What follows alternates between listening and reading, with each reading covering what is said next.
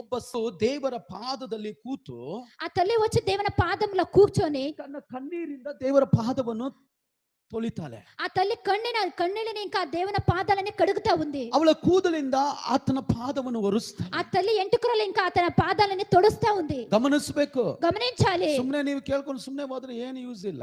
మీరు ఊరికే వినుకొని వీరికే పోతే ఏం యూజ్ లేదు. ಇಡೀ ವರ್ಷ ಕೂಡ ನಡೆಯಬೇಕಾದ ಕಾರ್ಯಗಳು ಹೇಳ್ಕೊಡ್ತಾರೆ. ఇడీ ఆడాది పొడి నడిసేంత కార్యాలను చెప్పిస్తా ఉండాలి. హల్లెలూయా, హల్లెలూయా.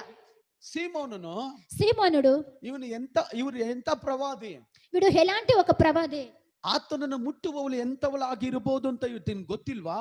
ಆತನನ್ನು ಮುಟ್ಟేవాళ్ళు ఎలాంటి వాళ్ళని తెలియదా? ಆಗ ಯೇಸು ಸೀಮೋನನೇ అయితే యేసు స్వామి సీమోనా, ನಾನು ನಿನ್ನ ಮನೆಗೆ ಬಂದಾಗ ಕಾಲು ತೊಳೆಯಕ್ಕೆ ನೀರು ಕೊಡಲಿಲ್ಲ, నేను నీ ఇంటికి వచ్చేటప్పుడు కాళ్ళు కడగడానికి నీళ్లు ఇవ్వలేదు, ನನ್ನ ಕಾಲು ಒರೆಸಕ್ಕೆ ನೀನು ಬಟ್ಟೆನೂ ಕೊಡಲಿಲ್ಲ. నా కాళ్ళు తడిచేదానికి నువ్వు బట్ట కూడా ఇవ్వలేదు.